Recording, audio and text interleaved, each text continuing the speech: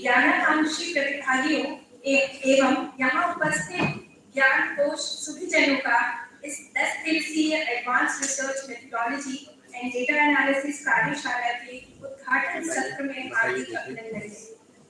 मैं अपने अतिथियों से अनुरोध करती हूँ कि वे डायस पर अपना स्थान ग्रहण करें।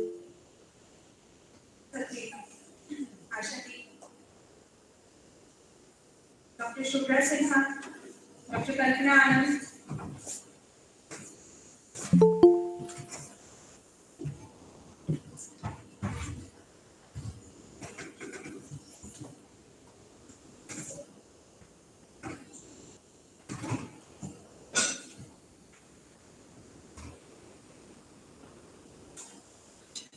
माँ वसंत की ज्ञान ऊर्जा से प्रस्फुटित यह वसंत कन्या महाविद्यालय सदैव एकेडमिक गतिविधियों में सन्निहित रहते हुए स्वयं के साथ सभी के एकेडमिक उन्नति के लिए प्रतिबद्ध है और इसी क्रम में इस कार्यशाला की परिकल्पना प्राचार्य प्रोफेसर रचना श्रीवास्तव जी के निर्देशन में कार्यशाला समिति द्वारा की गई। प्रज्ञा चक्षुरादित्यो ज्ञानम दर्शन मुक्तमम्। Wisdom is the eye of the sun, knowledge is best vision. With this note, we are here to begin our program. As we start, I would like to invite our guests. Following the tradition of our esteemed institution, I request our esteemed guests and workshop organizers to join me in offering a floral tribute to Ma Vasant.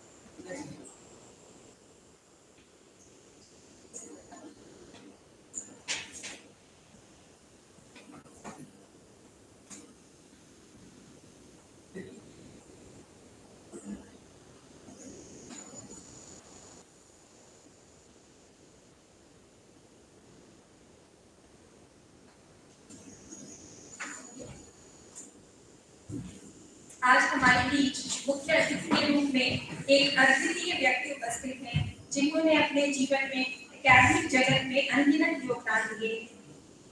Sir एक अनुभवी शिक्षक, एक प्रतिष्ठित शोधकर्ता और एक बहुप्रतिभाशाली व्यक्ति हैं जिन्होंने अपने क्षेत्र में कई नए मानक स्थापित किए हैं। उनकी इसी विशेषज्ञता को प्रणाम करते हुए मैं हिंदी विभाग की अध्यक्षा और प्रोफेसर आशा यादव मैम से आग्रह करती हूँ कि सर को बैम्बू प्लांट देकर सर का स्वागत करें।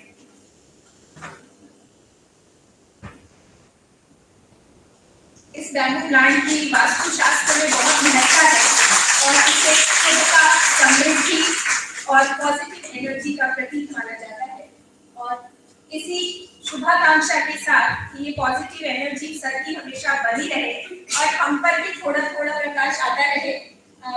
मैं प्रोफेसर आशा यादव से आग्रह करती हूँ कि सर का फॉर्मल वेलकम करें।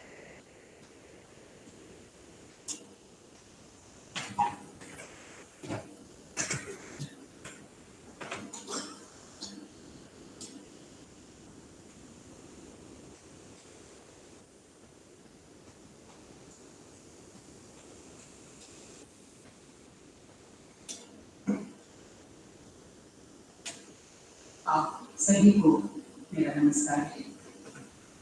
आज इस 10 दिवसीय कार्यशाला के उद्घाटन सत्र में जिसका विषय है research methodology and data analysis में मुख्य अतिथि वक्ता के रूप में मंच पर उपस्थित हैं प्रोफेसर आनंद वर्धन शर्मा जी। मेरे सम्मुख डीवी डिग्री कॉलेज की मनोविज्ञान विभाग की अध्यक्षा प्रोफेसर ऋचा यादव जी और हमारी अति प्रिय और जातिगत कथाकार जिनकी ख्याति केवल अपने भारत देश में नहीं बल्कि विदेशों में भी है, एक बहुत ही सुदृढ़ आलोचिका डॉक्टर उषा शर्मा जी भी हमारे लिए उपस्थित हैं। बाहर से आए हुए शोधार्थी हमारे इस कार्यशाला के आयोजक मंडल के सभी सदस्यगण और प्यारे विद्यार्थी। शोध अंग्रेजी शब्द रिसर्च का पर्याय है, जिसका अर्थ पुनः खोज नहीं बल्कि गहन खोज है। इसके माध्यम से नए आविष्कारों के द्वारा हम अपनी ज्ञान परंपरा में कुछ नए अध्याय जोड़ते हैं। इस प्रकार अध्ययन से दीक्षित हुए विद्यार्थी जब शिक्षा के क्षेत्र में कार्य करने के लिए आते हैं तो शिक्षा से जुड़े और शैक्षिक विषय से जुड़कर जो नए शोध वो करते हैं वो अनुसंधान के अंतर्गत आता है। बच्चों, आप लोग जानते हैं पीएचडी, डीफिल, डीएससी आदि उपाधियां इन्हीं शोध कार्यों के लिए प्रदान की जाती हैं और ये अपेक्षा की जाती है शोधरत लोगों से कि वो कुछ नए तथ्य, नए आयाम इस अध्याय में जोड़। शोध प्रविधि शोध में इस्तेमाल की जाने वाली एक बहुत ही वैज्ञानिक और व्यवस्थित प्रक्रिया है जो शोध के निर्माण, निर्देशन, विश्लेषण और रिपोर्टिंग की प्रक्रिया के तहत काम में लाई जाती है। और इस शोध प्रक्रिया की मुख्य 3 विधियां में बहुत विस्तार से आप 10 दिन जानेंगे। मैं केवल एक संकेत आपके लिए कर रही हूँ। वो गुणात्मक, मात्रात्मक और मिश्रित पद्धतियां। गुणात्मक के अंतर्गत अवलोकन और साक्षात्कार आता है, मात्रात्मक के अंतर्गत प्रयोग और सर्वेक्षण आता है और मिश्रित विधि में इन दोनों को समावेशित किया जाता है। तो इस प्रकार जो मकसद है इसका वो नया ज्ञान, नई समझ और नए शोध के पहलुओं को उद्घाटित करना और इसके साथ साथ जो महत्वपूर्ण पहलू हैं वो है शोध समस्याओं को परिभाषित करना, सामान्यता को समीक्षित करना, नए उपायों को उद्घाटित करना, नमूना चुनना, डेटा की विधियों को एकत्रित करना और उनका विश्लेषण करना तथा अंत में उनका निष्कर्ष प्रस्तुत करना। तो जितने भी आज विज्ञान, प्रौद्योगिकी और मनोविज्ञान, सामाजिक विज्ञान के जितने भी विषय हैं, इन विषयों में शोध के लिए इन शोध प्रविधियों को उपयोग में लाया जाता है। और यह जो कार्यशाला हम आयोजित कर रहे हैं उसका लाभ न केवल विद्यार्थियों के लिए, शोधार्थियों के लिए, बल्कि हम शिक्षकों के लिए भी उतना ही अधिक है। और इसी दृष्टिकोण से इसका आयोजन किया जा रहा है। आज हमारे बीच इस कार्यशाला के उद्घाटन सत्र में मुख्य अतिथि वक्ता के रूप में प्रोफेसर आनंद वर्धन शर्मा जी उपस्थित हैं। आप काशी हिंदू विश्वविद्यालय के मानवीय मिशन टीचर्स ट्रेनिंग सेंटर के निदेशक हैं। इसके पूर्व जुलाई 2019 से सितंबर 2022 तक आप भारतीय सांस्कृतिक संबंध परिषद के अंतर्गत सोफिया विश्वविद्यालय बुल्गारिया के भारतीय विद्या विभाग के विजिटिंग प्रोफेसर रहे हैं। उसके भी पूर्व अप्रैल 2016 से मार्च 2019 तक आप महात्मा गांधी अंतर्राष्ट्रीय हिंदी विश्वविद्यालय महाराष्ट्र के ग्रुप एंड चांसलर रहे हैं। आप अप्रैल 2011 से अप्रैल 2016 तक काशी हिंदू विश्वविद्यालय के UGC human resource development centre के निदेशक रहे हैं। 2003 से 2006 तक बुल्गारिया के सोफिया विश्वविद्यालय के भारतीय विद्या प्रभाग के विजिटिंग एसोसिएट प्रोफेसर होने के साथ ही बुल्गारिया के भारतीय दूतावास के प्रथम महासचिव भी नियुक्त हुए। इस प्रकार विविध राष्ट्रीय व अंतरराष्ट्रीय संस्थाओं में शिक्षण व प्रशासनिक दायित्वों के सफल निर्वहन का आपको कुल 33 वर्षों का अनुभव है, जो आपकी समृद्धि में 4 चांद लगाने के लिए सक्षम है। आपको काव्य लेखन की उत्कृष्टता के लिए उत्तर प्रदेश हिंदी संस्थान द्वारा सम्मानित किया गया है। इसके अतिरिक्त उत्तर प्रदेश हिंदी संस्थान के नरेश मेहता सर्जना सम्मान, नैतिक सम्मान से भी आप विभूषित हैं। साथ ही आपने 60 शैक्षणिक लघु फिल्मों के स्क्रिप्ट लेखन के साथ उसके लिए अपनी सटी हुई आवाज भी दी है। दूरदर्शन के 30 कार्यक्रमों व संवादों के आप संयोजक व उद्घोषक रह चुके हैं। दूरदर्शन में विभिन्न विषयों के विशेषज्ञों, कलाकारों व साहित्यकारों से जुड़े 30 साक्षात्कार आपने लिए हैं। ऑल इंडिया रेडियो के 300 कार्यक्रमों को प्रस्तुत करने में आपने सहभागिता दी है। आपने जिन 2 फीचर फिल्मों में अपने अभिनय का जलवा दिखाया है वो है हजारों ख्वाहिशें ऐसी तथा राजनीति। अपनी अभिनय कला का प्रदर्शन फिल्म के अतिरिक्त महाकुंभ और वंश धारावाहिकों में तथा 15 टेली फिल्मों और डॉक्यूमेंट्री में तथा 30 नाटकों के मंचन में भी आपने प्रदर्शन किया है। आपकी लेखन क्षमता का विस्तार साहित्य की विभिन्न विधाओं, कविता, कहानी, आलोचना के साथ अंग्रेजी, फ्रेंच, बुल्गारियन भाषा की कविताओं के हिंदी अनुवाद और बुल्गारियन भाषा में अनुवाद के विस्तृत फलक पर प्रचारित प्रसारित होता हुआ दिखाई देता है। इसके अतिरिक्त विभिन्न महत्वपूर्ण विषयों पर आपकी 10 पुस्तकें भी प्रकाशित हैं। इस प्रकार आपकी शिक्षा, साहित्य, संस्कृति व प्रशासन से जुड़े क्रियाकलापों के प्रति आपका समर्पण और आपकी सक्रियता का इससे बेहतर दृष्टांत मुझे नहीं लगता कि और कुछ हो सकता है। आपको अपने बीच पाकर सर हम धन्यता का अनुभव कर रहे हैं।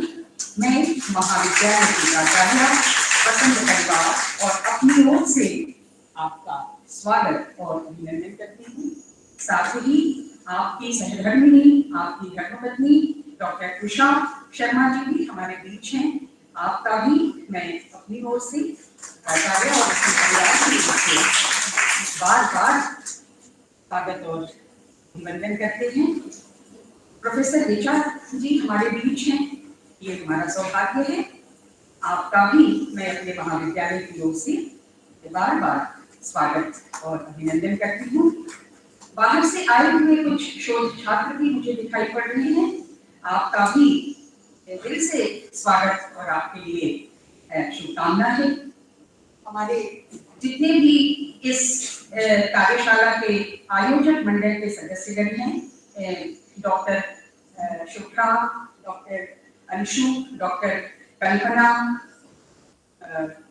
मुझे डॉक्टर अन्नू दिख रही हैं, डॉक्टर विजय दिख रहे हैं, तो आप सभी का मैं पूरे वसंत परिवार की ओर से बार-बार स्वागत, अभिनंदन और अभिवंदन करती हूँ।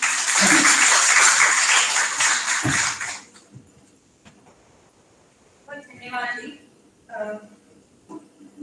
सर की विशेषज्ञता जिस तरीके से मैम ने बताई और जो हमारे आज के अतिथि हैं वो बहुआयामी है, मल्टी डायमेंशनल जिसको हम बोलते हैं।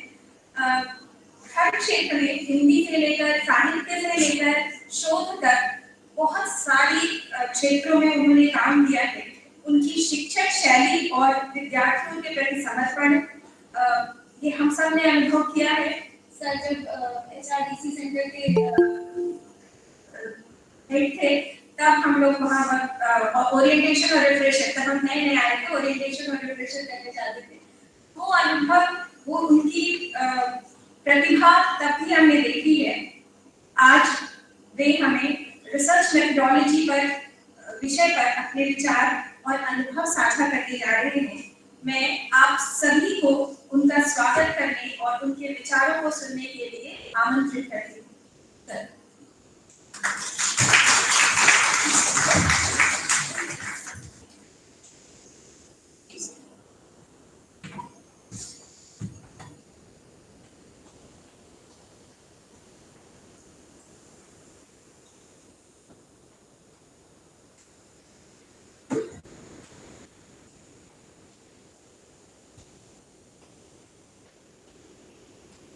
नमस्कार। वसंत कन्या महाविद्यालय के इस प्रांगण में शोध प्रवृत्ति पर आयोजित इस 10 दिवसीय कार्यशाला के प्रथम और उद्घाटन सत्र में मंचा सिंह, सम्मानीय प्रोफेसर शायद डॉक्टर आनंद जी, सिन्हा जी,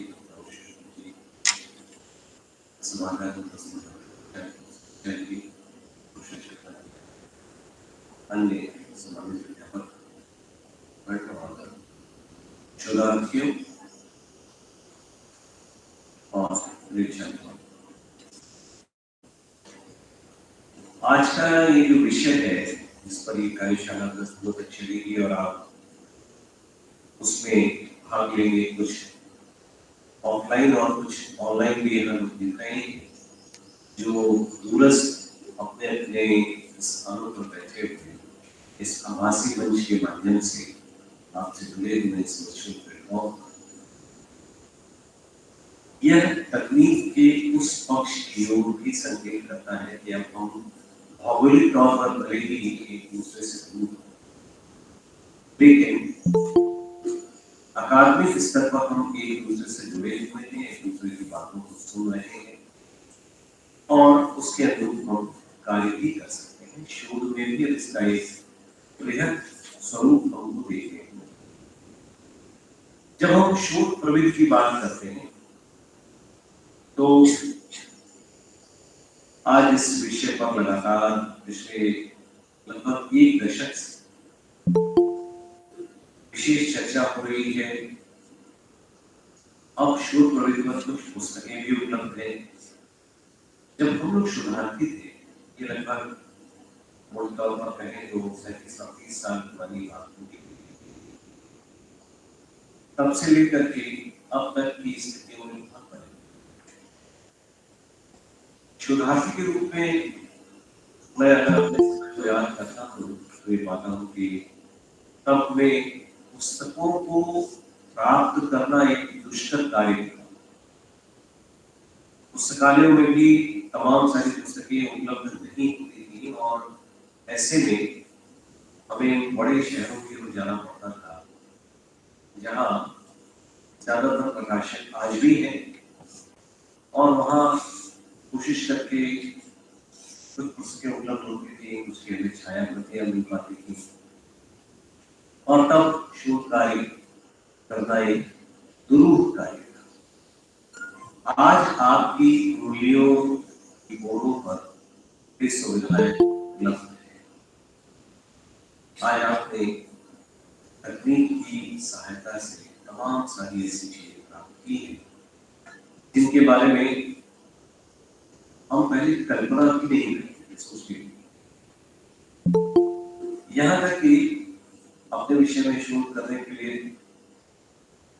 जब हम लोगों ने खोजना शुरू किया क्या इस विषय से संबंधित शोध हुए, उसमें एक लेखक द्वय हुआ करते थे, अग्रवाल और अग्रवाल। उन्होंने काम किया कि सामग्री एकत्र करके कौन कौन से शोध कहाँ होते हैं उस पर पुस्तकें हैं। आज भी वो पुस्तकें उपलब्ध है सच्ची लाइब्रेरी में, और उनसे हम तलाशते थे कि इन विषयों की कौन कौन सी पुस्तकें हैं और फिर हम जाकर के प्रकाशकों को पत्र लिखते थे या अपना चाहते थे और उसके कोशिश। अब आपके लिए बहुत सारे जिस विषय पर आप शोध कर रहे हैं उसे आप यदि तलाशते हैं तो चाहे वो गूगल जैसा मंच हो या और बहुत सारे ऐसे सर्च इंजन हैं जहाँ आपको शोध गंगा नाम का एक पूरा का पूरा प्लेटफॉर्म है जिसमें 5,84,000 से कुछ अधिक शोध पूरे के पूरे पीडीएफ फॉर्म में, और अब जितने शोध हो रहे हैं उनको वहां पर अपलोड किया जा रहा है सारे विषय। एक तो आपको ये सुविधा हुई है, तो प्रविधि पर भी आपको वहां पुस्तकें मिलेंगी उस प्लेटफॉर्म पर, और शोध के बारे में जब आप देखेंगे विषय पर कर रहे हैं तो शोध गंगा में भी आपको मिलेगा। एक क्योंकि यहाँ तमाम सारे शोधार्थी भी हैं, अध्यापक भी है। एक जेड लाइब्रेरी हो सकता है आपको जानते भी हो और उसका उपयोग भी करते हैं। जेड लाइब्रेरी में आपको कोई अपना रजिस्ट्रेशन नहीं कराना है, कोई फीस नहीं है, वो भी है। उसको बहुत अधिक उपयोग करेंगे तो शायद वो लेकिन जेड लाइब्रेरी में आपको बड़ी दुर्लभ चीजें मिलेंगी और दुनिया की सारी भाषाओं। तो ज्यादातर हम लोग अंग्रेजी या हिंदी का प्रयोग करते हैं। अब प्रश्न उठता है कि शोध जैसा भी सब आचार्यों ने आपको बताया, भूमिका बनाए, बताइए कि शोध कितने तरह के हैं, शोध का उद्देश्य क्या है। थोड़ी सी बात मैं भी आपसे इस दिशा में करना चाहूंगा। सबसे पहले तो शोध है, अंग्रेजी में इसे समझने की कोशिश करें तो थोड़ी सरलता है। सर्च के पहले, सर्च जो शब्द है खोजना, उसके पहले एक प्रीफिक्स जुड़ा हुआ है, और जो वह उपसर्ग है वह है री, RE। फिर से खोजना, पुनर्खोज या पुनर्व्याख्या उसकी है। यह शोध है, जो कुछ उपलब्ध है उसको आप अपनी एक नई दृष्टि दें, और जो कुछ नहीं है उसे भी खोजें। तो इसमें आपका सूक्ष्म निदर्शन, माइन्यूट ऑब्जर्वेशन और शोधार्थी के लिए और उतना ही जरूरी है अध्यापक के लिए। देखिए जो शोध का निर्देशक होता है उसका कार्य ज्यादा कठिन होता है, ऐसा मुझे कारण ये है कि उसके अंतर्गत अगर 2 विद्यार्थी है या 5 है या 8 या जितने भी, उन्हें हर बार वो एक अलग विषय लेता है, नया विषय, और उसे उसका ज्ञान होना जरूरी है। ये अलग बात है कि हम लोग कितना ज्ञान रखते हैं, कितना नहीं रखते हैं, और कितना उसके प्रति रुचि रखते हैं। मैंने कभी भी अपने अंदर में जितने विद्यार्थी आए, कभी भी वह विषय नहीं है जिसके बारे में मुझे बिल्कुल ज्ञान नहीं, क्योंकि जब मुझे नहीं पता होगा तो क्या बताऊंगा, क्या निर्देशन। इसलिए विशेष रूप से जो शोध कराने वाले लोग हैं उनको इस बात का ध्यान रखना चाहिए कि या तो वो खुद वैसी ही तैयारी पूरी करें, खुद पहले देखें क्या विषय है क्या नहीं। मैंने जब अपने शोध की विषय दिया था, मैं शोधार्थी था, क्योंकि मेरे निजी अनुभव है तो आपसे शेयर कर रहा हूँ। मैंने एक विषय लिया और वो विषय तुलनात्मक था। वो हिंदी और फ्रेंच साहित्य का तुलनात्मक अध्ययन, इस पर विशेष कार्य करना। लेकिन विभाग ने कहा कि यह कार्य कराने में कठिनाई होगी, करने में भी आपको कठिनाई होगी, इसलिए यह विषय स्वीकार नहीं कर। हम लोग ये विषय तो एक तरीके से ठीक भी हुआ, शायद मुझे बहुत ज्यादा मेहनत करनी पड़ती उसके लिए, कि उससे भी ज्यादा, हालांकि उसके लिए बताया, लेकिन वह सहजता से स्वीकार नहीं। इससे घबराना नहीं चाहिए, क्योंकि अब वो स्थितियां बदली, बहुत सारी बदली, तमाम सारी दूसरी विदेशी भाषाओं साहित्य की बात या अन्य सामाजिक संदर्भों के लिए अगर बात करें तो वहां भी तो एक तो शोध का जो हम डेफिनेशन, परिभाषा देखें तो है क्या। वास्तव में जब परिभाषा पर हम ध्यान देते हैं तो क्या उसका एक व्यवस्थापरक अन्वेषण और उसके बाद तार्किक ढंग से चीजों को देखते हुए तुलनात्मक दृष्टि से किसी एक संधान पर पहुंचना, इसीलिए उसे अनुसंधान कहा गया। हो या उसके पहले, अब जो रिसर्च है, जब आप अनुसंधान देखेंगे तो अनुसंधान की प्रीफिक्स है, पूर्ववर्ती शब्द, यह अनुवर्ती है जो आगे आगे चले उसके पूर्व है, तो यह अनुसंधान से हम उसको संधान कर रहे हैं। इसीलिए हिंदी का एक शब्द शोध से बेहतर अनुसंधान तो शोध तो हुआ, इन अनुसंधान से अनुसंधित कहा जाता है। थोड़ा कठिन है हिंदी में, शोधार्थी ज्यादा समय पड़ता है, ठीक है, लेकिन यह शब्द भी बना। फिर जब हम शोध की प्रविधियों की बात करते हैं, जैसा कि अभी तमाम तरह की चीजें, तुलनात्मक अनुसंधान है, जो एप्लाइड और हम उसको देखते हैं, शुद्ध और व्यावहारिक। इसके बाद फिर विश्लेषण की बात आती है, मूल्यांकन परक की बात आती है, प्रयोगधर्मी अनुसंधानों की बात आती है, ऐतिहासिक अनुसंधानों की बात आती है, जिसको हम सर्वे कहते हैं, सर्वेक्षण परक, ऐसे अनुसंधानों की बात आती है। तो इसकी अलग अलग स्वरूप है। प्रयोगात्मक में जब हम विज्ञान की बात करते हैं तो विशेष रूप से प्रयोगात्मक अनुसंधान, क्योंकि वहां प्रयोग के बगैर कोई भी चीज संभव नहीं है। जो तथ्य दिए गए हैं उनमें आप नया अन्वेषण करेंगे। अब विज्ञान और साहित्य और जो सोशल साइंस है, सामाजिक विज्ञान, उनमें फर्क। विज्ञान में पूरी तरह तथ्यात्मकता है, वहां कल्पना का सहारा नहीं है। कल्पना करते हुए उसे सत्य साबित करना होता, तब जाकर के शोध की बात सही होगी। हमने कल्पना की, लेकिन साहित्य और समाज विज्ञान में कल्पना पर भी आधारित शोध होगी।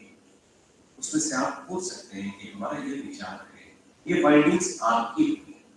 विज्ञान में एक फाइंडिंग जो है, वही फाइंडिंग अगर दूसरा व्यक्ति बिल्कुल वही फाइंडिंग करेगा तो शायद वह शोध की शुरुआत नहीं करेगा। आपको कुछ नया नई उद्भावना देनी होगी और उसका प्राकट्य जरूरी है, उसका प्रस्तुतिकरण जरूरी है। और इस दृष्टि से विज्ञान में कठिनाइयां हैं।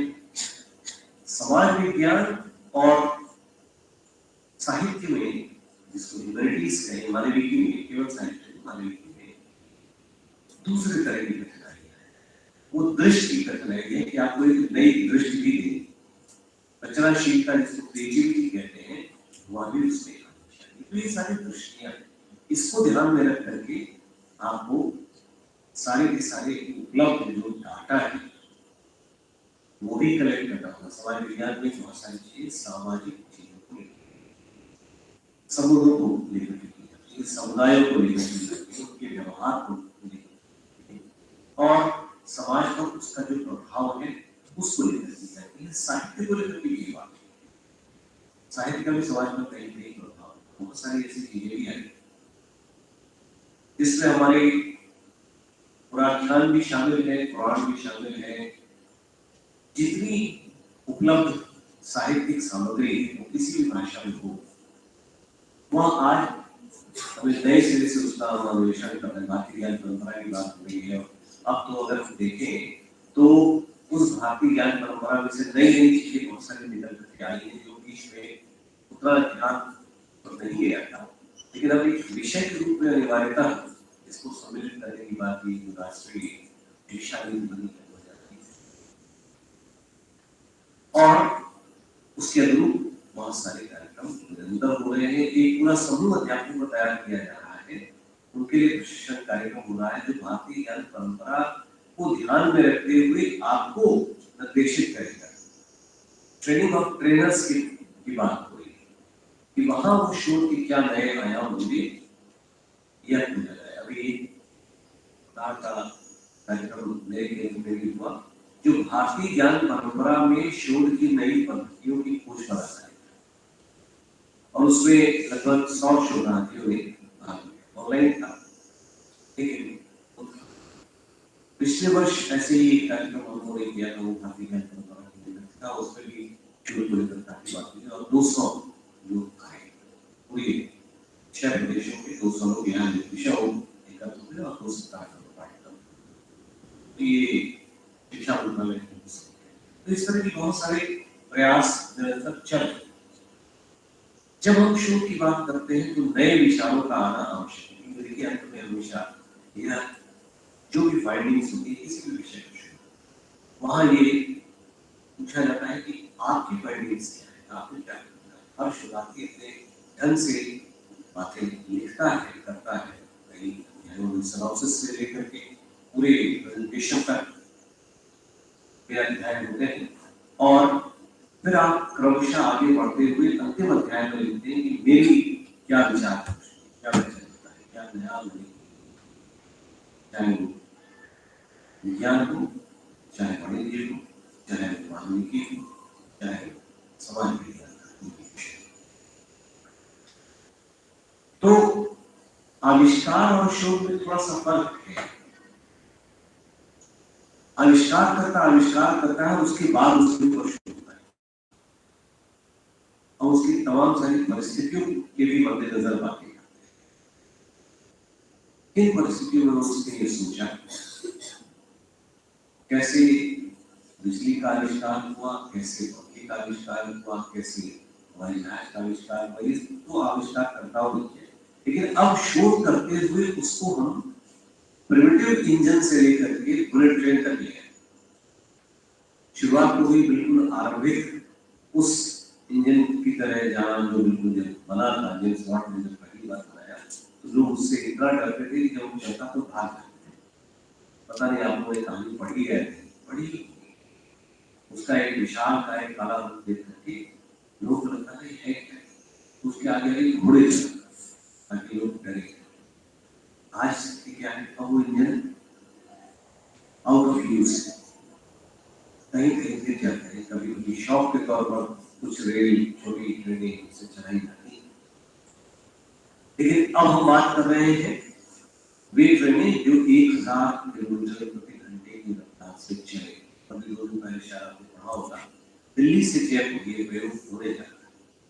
30 मिनट में ट्रेन से आप दिल्ली से बनारस से अगर दिल्ली जोड़ता है तो कुल 45 मिनट लगेगा, चाहे हवाई जहाज नहीं चलता है।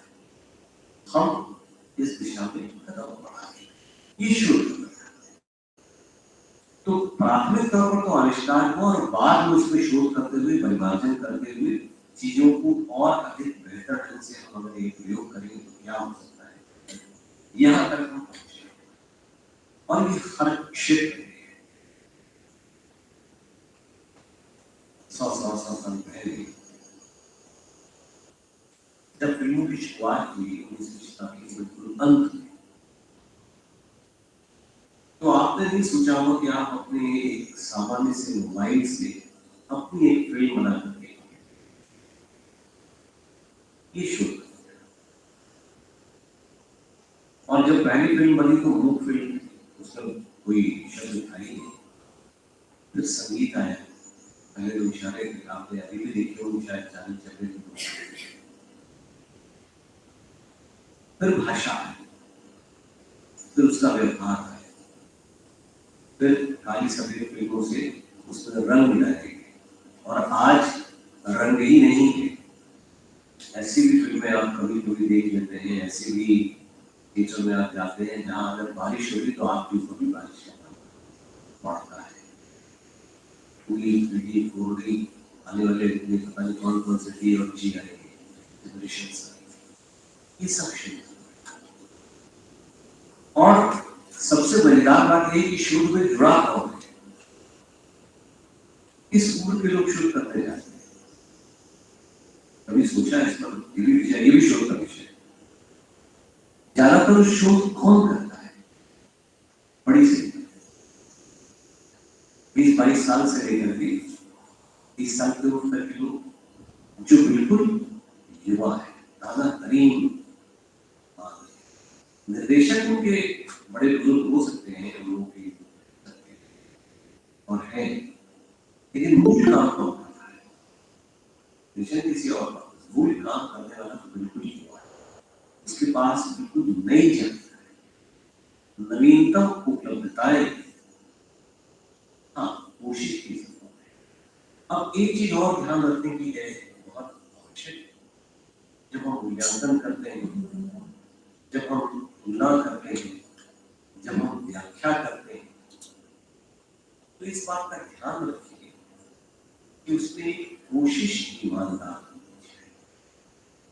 जो प्राथमिक और द्वितीयक स्रोत की बात होती है, प्राइमरी एंड सेकेंडरी, ज्यादातर हम लोग क्या करते हैं, आज का शोध कैसा होगा, ईमानदारी से अगर हम देखें तो खासकर मानविकी और साहित्य में और समाज शास्त्र में, कभी कभी विज्ञान में नहीं, हमने दूसरे जितने शोध हैं उनमें से डाटा इकट्ठा किया, उसमें से सामग्री ली और मिलती या भाषा को बदलते हुए कुछ यह नहीं होना चाहिए। आप शोध के नए विषय भले ही किसी ऐसी चीज पर जिस पर बहुत सारे शोध हैं, फिर भी आपको नवीनता हमेशा मिलेगी, जरूर तलाश और जहाँ चाहा रहा, अगर आपने खोज लिया, आपकी दृष्टि ने तलाश लिया, तो ये सबसे महत्वपूर्ण बात है कि एक ऐसी प्लेटफॉर्म, कोई एक बड़े विद्वान व्याख्यान दे रहे थे, तो उन्होंने ऐसे शोध के दौरान शोध के बारे में चर्चा करते हुए कहा कि ऐसी एक वर्कशॉप थी, वहाँ तमाम सारे लोग बैठे थे, कुछ युवा भी बैठे थे, और उस हॉल के किनारे एक डस्टबिन, और उस डस्टबिन में सामग्री लगी होगी, बार बार एक विशेष प्रकार की मक्खी जो थी वो वहां आ रही,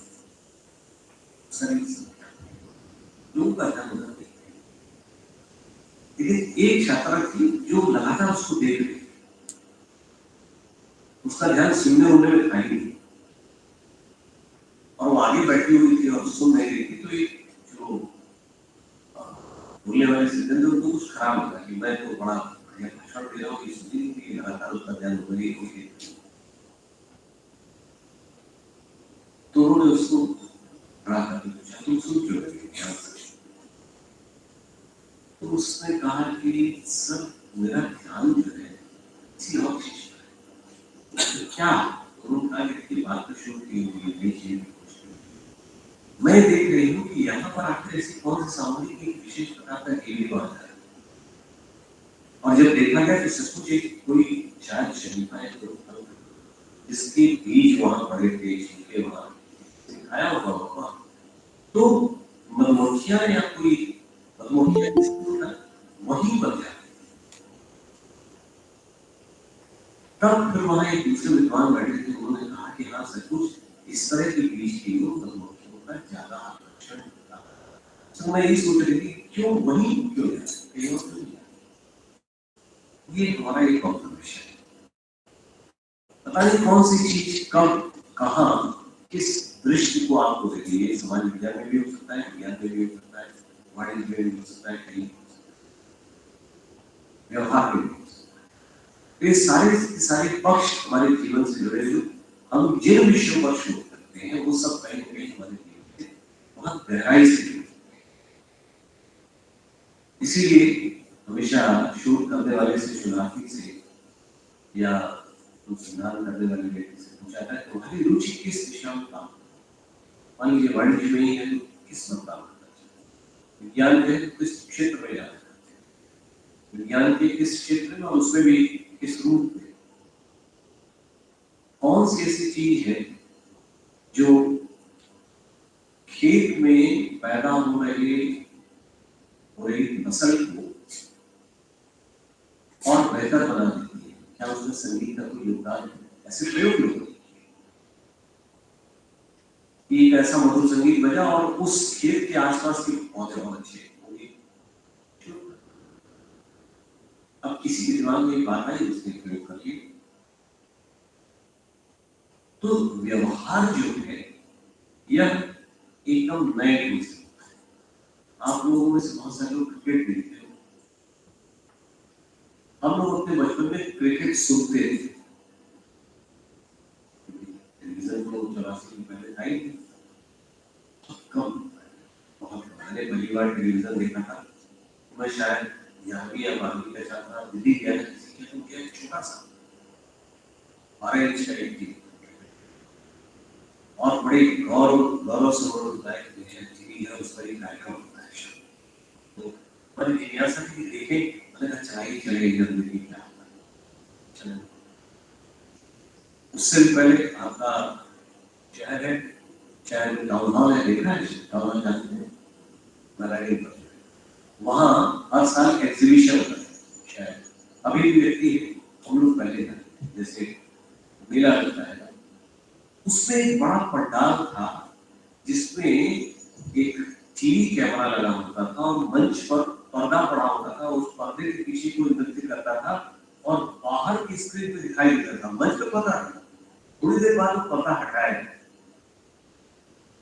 और तब वो देखते थे कि ये जो यहाँ चल रहा है, जो हम स्क्रीन पे देख रहे हैं, वो तो वहां चल रहा है। ये बड़ी आश्चर्य की बात है, जानते हैं आश्चर्य क्यों? क्योंकि उस दिशा में और वह जो पूरा का पूरा दृश्य था।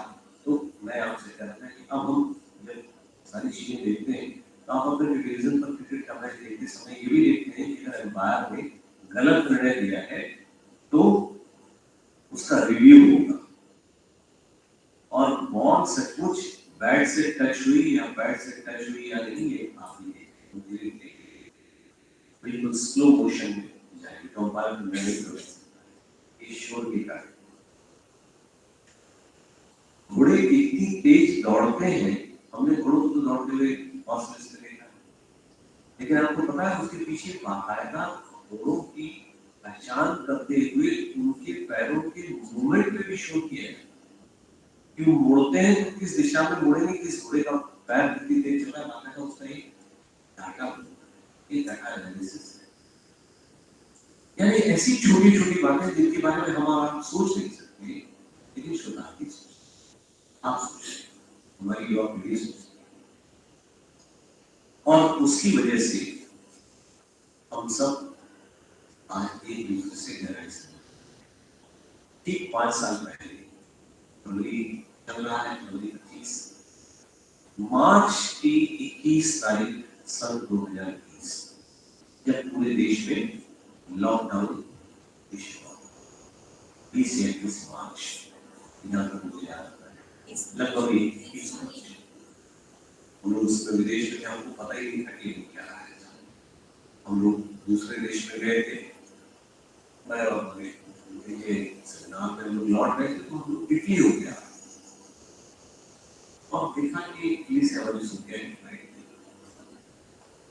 कि वहाँ तमाम सारे लोग हैं, खासकर चीन के जो लोग हैं ऊपर से नीचे तक सफेद कपड़ा पहने, ऐसा बहुत बने क्यों? हमें नहीं मालूम था कि वहाँ लॉकडाउन की शुरुआत हो चुकी है। और वो पूछा कि क्या है, उनका आपको नहीं पता ताकि कोई एक महामारी आई है उसके कारण लोगों को डर लगा, तो देखा कि या मास्क लगाए हो रहा है या कपड़ा ऊपर बांधे लोग मुंह बांध दिए। और 2-3 दिन बाद, ये बात 6 मार्च की, 2-3 दिन बाद एकदम विस्फोट जैसा हुआ कि पूरी दुनिया लगभग ठहरने की स्थिति में आ गई। 20 मार्च के बाद सब कुछ रुक सा गया, लेकिन रुका नहीं। ठीक 8 दिन के अंदर सभी अध्यापकों को सूचित किया गया दुनिया भर में क्लास नहीं बंद होगी, आपको क्लास लेनी है। अगर ये जाते कि आपके पास कौन सा एप्लीकेशन है, कौन सा नहीं, आप क्लास लीजिए, ऑनलाइन क्लास लीजिए, कहीं कहीं उसको ट्रेनिंग दी गई या कहीं दी गई और क्लासेस शुरू हो गई। अब उसका परिणाम क्या है? 5 साल बाद हम तमाम सारी क्लासेस ऑनलाइन ले रहे हैं। यहाँ जो लोग सुन रहे हैं वो अलग अलग जगहों पर बैठे हैं, लेकिन वो बोल नहीं सकते, पूरी कम्युनिकेशन चालू है बिना किसी खर्च के। एक वजह से 30 साल पहले जब मोबाइल आया था तो आने वाली कॉल पर भी 15-20 रुपए प्रति मिनट दिए जाता था। अब फ्री ऑफ कॉस्ट भी है बहुत सारी चीजें, ठीक है, बाद में ये शोध आपको बहुत सारी नई दिशाएं देता है। प्रविधियां अलग अलग होंगी, उन प्रविधियों में मैंने आपसे कहा कि एक आपकी बहुत ईमानदार कोशिश, कर्तव्यनिष्ठ कार्य, सूक्ष्म निदर्शन, व्याख्या, प्रस्तुतिकरण और परिणाम, ये उसके चरण है। क्योंकि आपको डाटा कलेक्ट भी करना है, सामग्री एकत्रित भी करनी है, उसका विश्लेषण भी करना है, उससे जुड़ी हुई सारी चीजों को देखना है, समझना है, व्याख्या करनी है, उसमें से नई चीजें निकालनी है और उसका प्रस्तुतिकरण करना है। इस ढंग से प्रस्तुतिकरण करना है कि सचमुच जो व्यक्ति उसे पढ़े वह उसके लिए भी लाभदायक है। क्योंकि जब हम लोगों के पास जितने अध्यापक लोग के पास तमाम दूसरे विश्वविद्यालयों के शोधार्थियों के जब शोध प्रबंध आते हैं तो उसमें रिपोर्ट में पूछा जाता है कि दूसरों के लिए कितना लाभदायक है, क्या ये प्रकाशन योग्य है कि नहीं।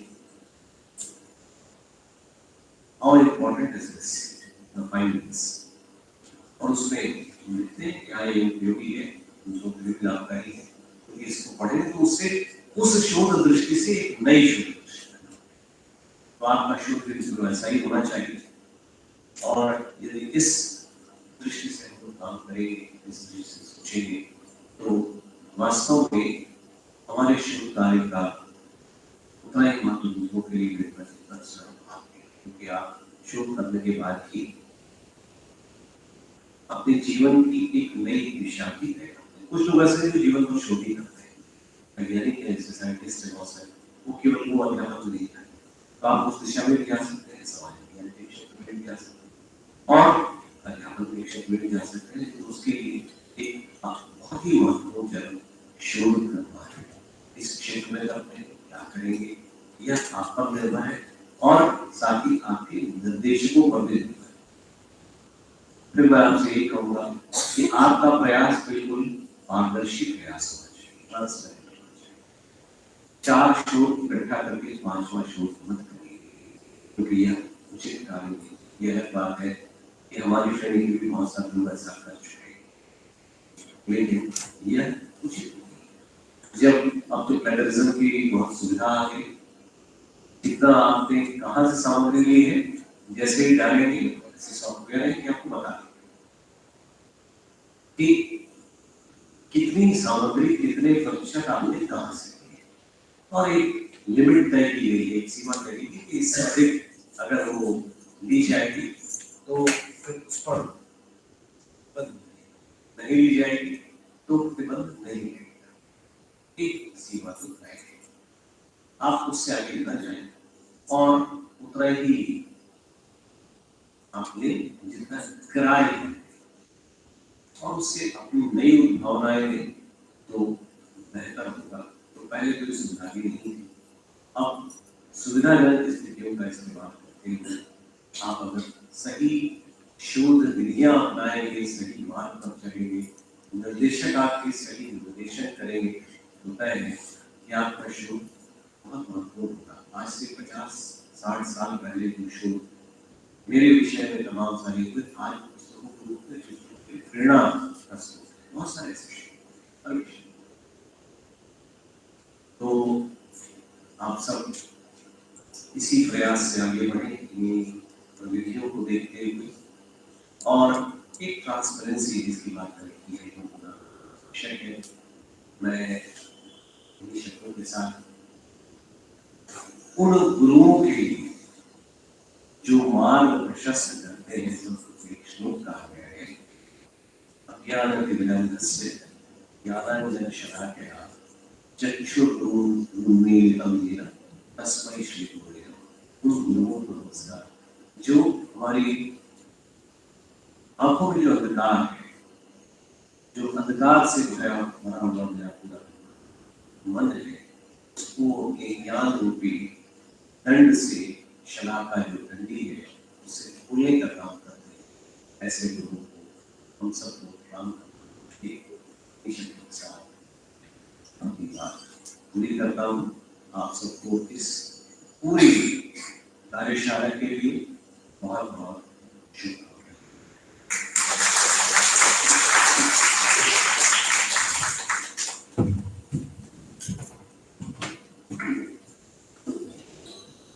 शोध के विभिन्न क्षेत्रों और आयामों को सटीक और स्पष्ट तरीके से समझाने के लिए सर आपका हृदय से धन्यवाद। हमारे बीच रमन सर भी पधार चुके हैं। मैं कार्यशाला आयोजन समिति और महाविद्यालय की तरफ से रमन सर का हार्दिक स्वागत करती हूँ। जो आज का कार्यक्रम है, इस culmination of efforts by our team to bring together experts, scholars, and practitioners in the field of research methods and data analysis to share their knowledge, experiences, and insights. Over the next 10 days, we will engage in thought-provoking discussions, debates, both-way communication system, and that will enrich our understanding of the subject matter. To our participants, I encourage you to actively engage with the speakers, ask questions, and share your perspectives. This program is a unique opportunity for you to learn from experts, build connections, and enhance your knowledge and skill. With this note, I invite Dr. Shubhra to present the theme of the workshop. Dr. Shubhra Sinha.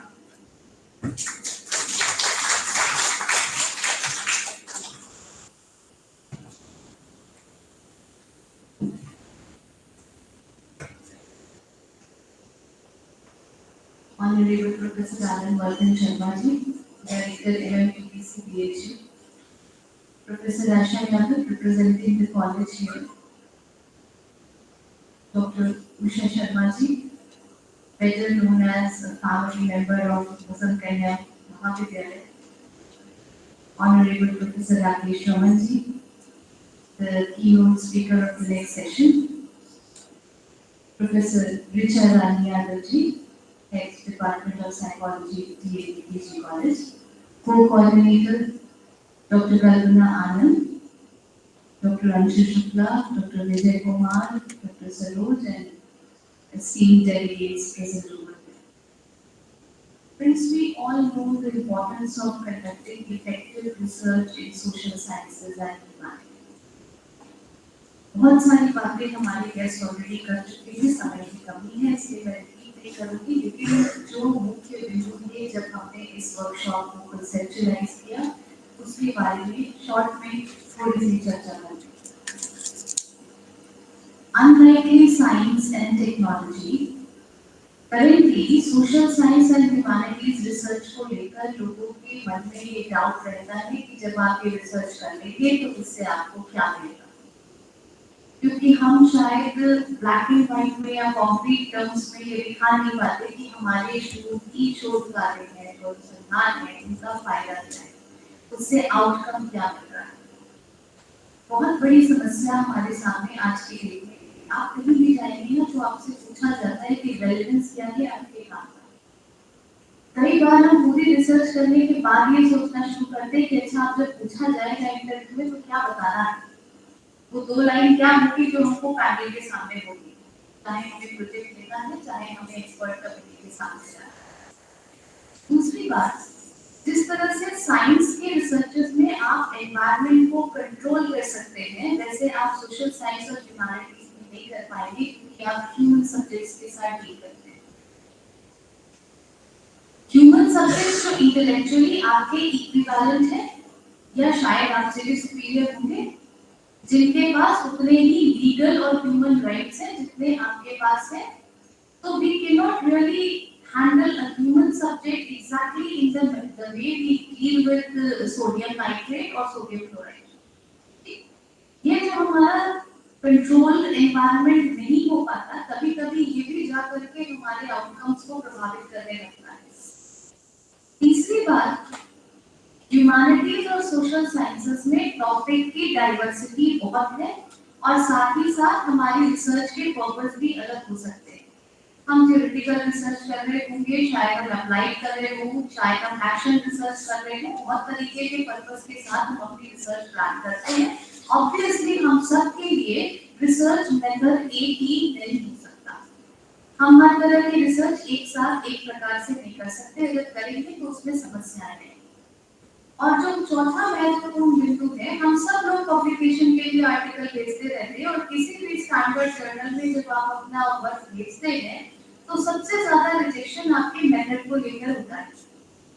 सीधे सीधे editor 2 line लिख के भेज देंगे कि आपका method appropriate नहीं था, आप में तो ये कमी थी, आप जो क्लेम कर रहे हैं वो एग्जैजरेशन है एंड दिस एंड दैट, और फिर आपको समझ नहीं आता कि सब तो कर लिया, आप क्या करें। So, in short, if you want to conduct an effective research in your field, it is very necessary that you have a keen understanding of research method that you are going to choose. You can do it using a quantitative approach, you can do it using a qualitative approach, you can go for a mixed method approach, whatever is suitable for your own research problem, but you have to select the research method very carefully. And then you must be aware of the pros and cons of that method as well. इसके साथ ही साथ data आ गया, अब उसको handle कैसे करें। बहुत बार मैंने देखा है स्टैटिस्टिक्स के लिए लोगों का फैसिनेशन होता है, वो रिसर्च प्रॉब्लम ऐसी लेना चाहते हैं जिसपे वो डिस्क्रिमिनेंट फंक्शन एनालिसिस लगा सके या जिसपे वो पाथ मॉडलिंग कर सके। हो सकता है उनकी रिसर्च प्रॉब्लम के लिए बेहतर स्टैटिस्टिक्स chi-square या t-test था। आपका रिसर्च प्रॉब्लम महत्वपूर्ण है, उसका जवाब देना है आपको। कोई पर्टिकुलर स्टैटिस्टिक्स शोकेस करने के लिए चीजों को मॉडरेट करने की कोशिश कई बार समस्या खड़ी करती है। ये सारे वो बिंदु हैं जिनकी जानकारी आपको रिसर्च करने से पहले होनी चाहिए। जब रिसर्च करने के बाद हमारे सामने ये सब आता है तो आपके 3 से 4 साल का समय, आपके बहुत सारे फाइनेंशियल रिसोर्सेज और आपके जीवन के कुछ साल भी उसके साथ जा चुके होते हैं। तो हमारी कोशिश ये है कि हमारे फैकल्टी मेंबर्स जो पहले से इन सब चीजों में काफी जानकार है, उन्हें फील्ड में होने वाले छोटे बड़े अपडेट्स से हम अवेयर करा दें। हमारे जो रिसर्च स्कॉलर्स करेंटली काम कर रहे हैं वो चीजों को prior to doing their research जानते हैं, जिससे कि बाद में जाके उनको ये ना सोचना पड़े कि भाई हमारे काम की एप्लीकेशन क्या है, क्या बताएं। अपनी रिसर्च को 2 लाइन में समराइज करिए, क्या किया आपने, आपने समझ ही नहीं आता कि हमने किया क्या, 2 लाइन में कैसे बता दें। इस तरह की दिक्कतों का सामना हमें ना करना पड़े, इसके लिए ये पूरी की पूरी वर्कशॉप डिजाइन है। ऑर्गेनाइजिंग टीम ने बेस्ट एफर्ट डाला है कि हम आपके लिए बहुत ही अच्छे रिसोर्स पर्संस को खोज कर लाए। आपको कुछ झलकियां मिले होंगी, सबका अपना इतना वास्ट अनुभव है रिसर्च में जो उन्होंने आपके सामने प्रस्तुत किया, और हमारी तरफ से सिर्फ आप सभी पार्टिसिपेंट से एक ही रिक्वेस्ट है कि रेगुलर रहिए और अटेंटिव रहिए। जैसा अभी अंशु मैम ने भी कहा, रिसोर्स पर्संस के साथ सेशंस में एंगेज हो, मैक्सिमम बेनिफिट लें इन चीजों का। इन्हीं शब्दों के साथ मैं अभी समय नहीं लूंगी। बहुत बहुत धन्यवाद।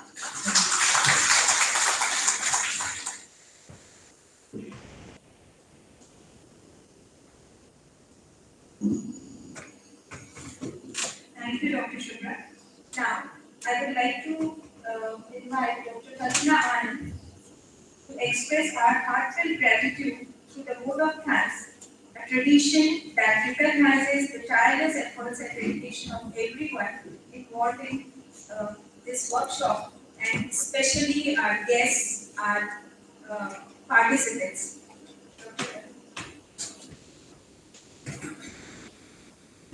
धन्यवाद अंशुमि। फॉर्मल औपचारिक धन्यवाद ज्ञापन के क्रम में मैं सर्वप्रथम अपनी प्राचार्य प्रोफेसर रचना श्रीवास्तव मैम को हृदय से आभार व्यक्त करना चाहती हूँ, जिनके मार्गदर्शन और अभिप्रेरणा के माध्यम से ही इस कार्यशाला को मूर्त रूप प्रदान हो सका। इसी क्रम में मैं अपने मुख्य अतिथि एवं वक्ता प्रोफेसर आनंद वर्मा शर्मा जी का भी हृदय से आभार व्यक्त करती हूँ और धन्यवाद ज्ञापित करना चाहती हूँ कि उन्होंने हमारे आवेदन को स्वीकार किया और यहाँ आए, हमारे बीच उपस्थित हुए और अपने अनुभवों को हमारे साथ अभिव्यक्त किया। मैं अब हमारी मार्गदर्शक और सलाहकार प्रोफेसर आशा यादव मैम का भी धन्यवाद ज्ञापित करती हूँ, जो समय समय पर हमारा मार्गदर्शन और सहयोग करती रहती हैं। मैं हमारे बीच उपस्थित डॉक्टर उषा शर्मा मैम और प्रोफेसर ऋचा मैम को भी हृदय से आभार व्यक्त करती हूँ। इस सभागार में उपस्थित सभी शिक्षक सदस्यों का भी मैं हृदय से आभार व्यक्त करती हूँ।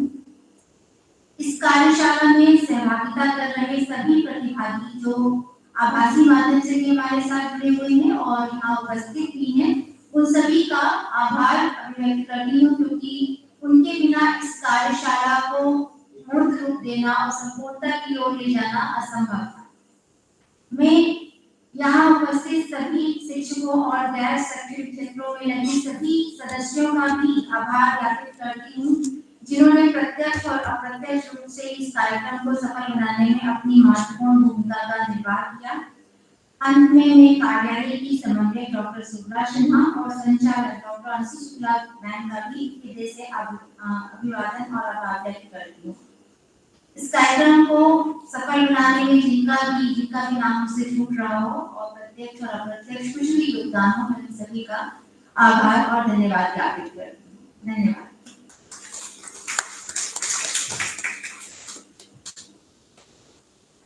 Thank you everyone. अब कार्यक्रम की औपचारिक शुरुआत करने जा रहे हैं। उद्घाटन सत्र का समापन जरूर किया हमने, लेकिन इस 10 दिवसीय कार्यशाला की औपचारिक शुरुआत यहीं से होगी और मैं सभी पार्टिसिपेंट्स से ये अनुरोध करती हूँ कि अटेंटिव रहें, अच्छे रिसोर्स पर्सन्स हैं उनका लाभ उठाएं और जितना ज़्यादा आप लाभ उठाएंगे उतना ज़्यादा आप आगे उन्नति करेंगे। तो सभी फैकल्टी मेंबर्स और पार्टिसिपेंट्स जो इस वर्कशॉप में रजिस्टर्ड हैं उनसे ये अनुरोध है कि वो 10 दिन तक हमारे साथ बने रहें और अब इस पूरी प्रक्रिया का भाग बन करके बने रहें, दूर से ना देखें खड़े होकर। धन्यवाद और अब उद्घाटन सत्र का समापन होता है।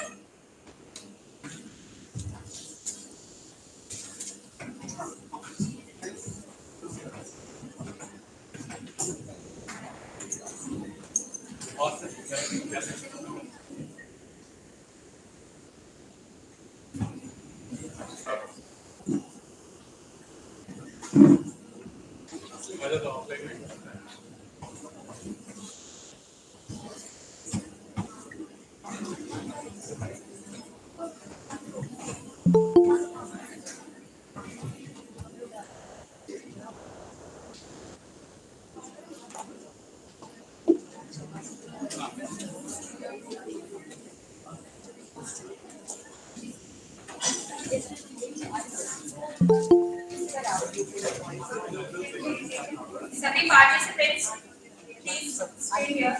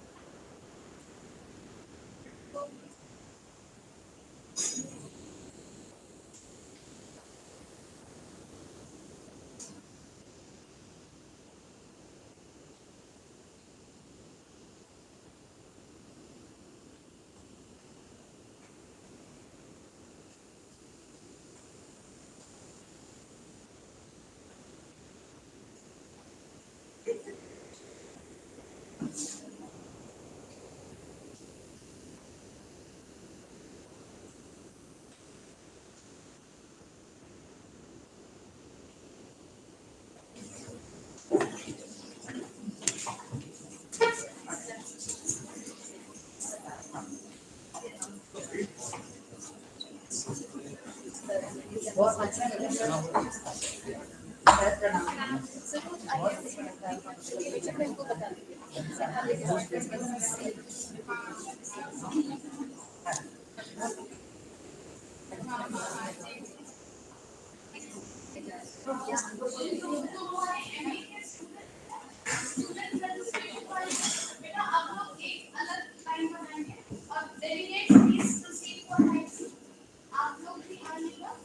और सभी सेशंस जो हैं वो इसके बाद कंप्यूटर लैब में होंगे जो न्यू बिल्डिंग में है।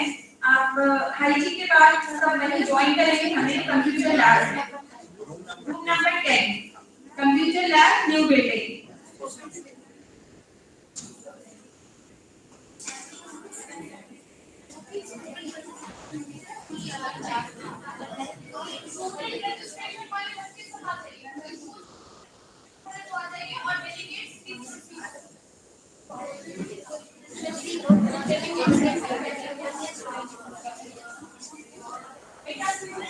सभी रिसर्च स्कॉलर्स और फैकल्टी मेंबर्स से अनुरोध है कि वो आईटी कैंटीन एरिया में है उस तरफ जाएं। और जितने भी स्टूडेंट पार्टिसिपेंट यहाँ के हैं, PG students and UG students, आप यहीं रुके और आईटी के बाद कंप्यूटर लैब में जरूर मिलें।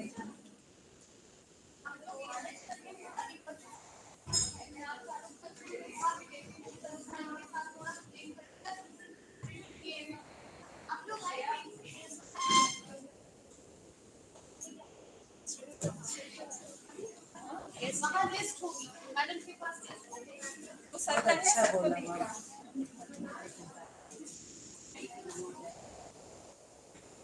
चलो बेटा चलो फटाफट क्योंकि सर आ गए हैं हम लोगों के पास ज्यादा समय नहीं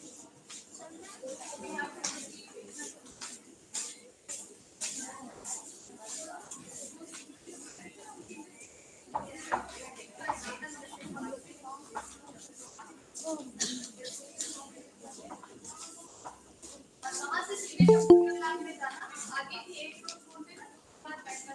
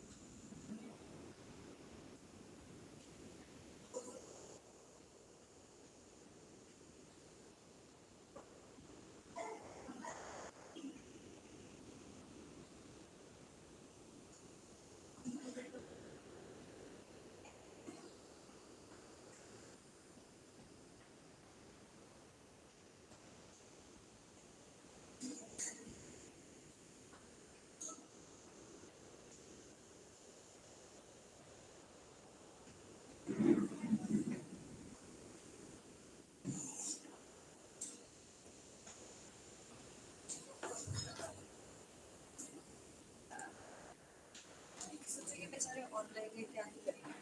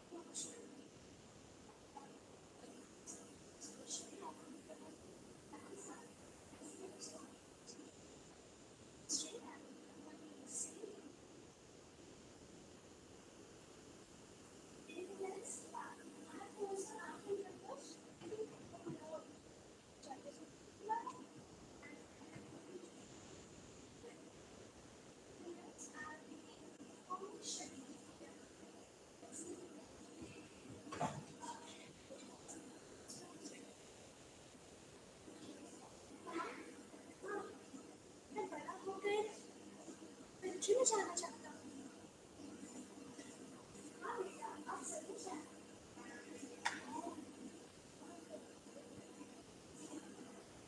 हाँ, अरे सबा, मैंने आपसे पूछा था।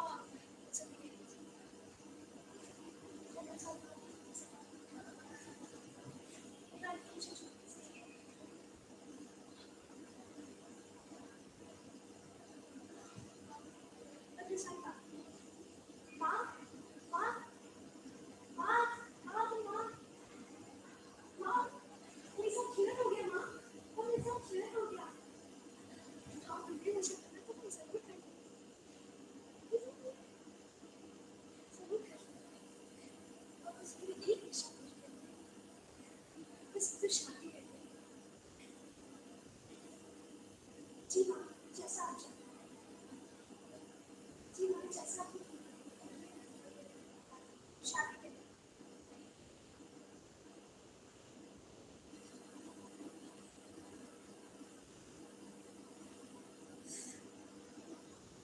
अच्छा सुनो, सारी बातें तो एक बात पूछनी है मुझसे।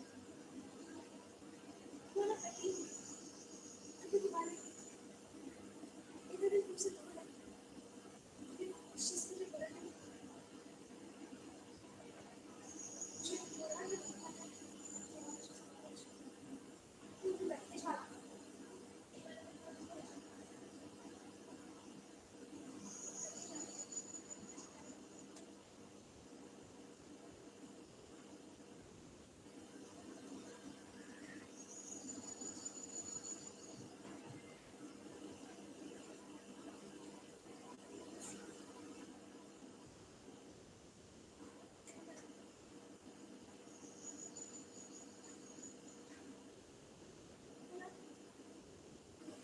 सोचती हूँ कि बैठे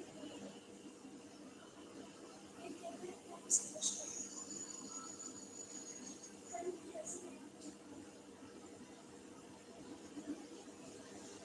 तो एक हफ्ता और मुझे लगता है ठीक है चलो ये वाला नहीं करने जाना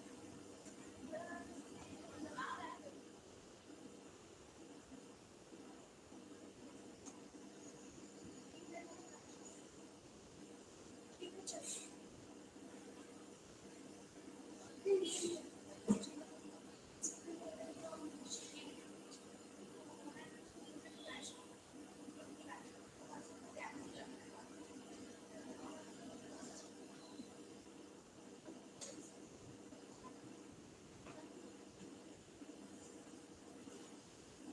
So मेरा नाम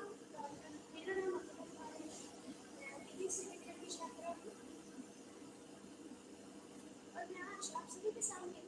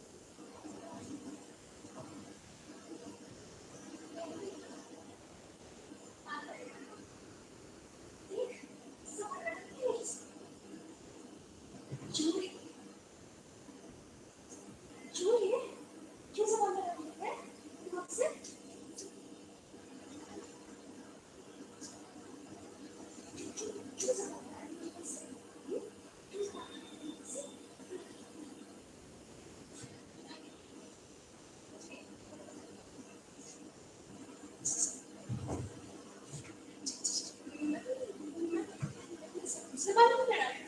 Sebab mana?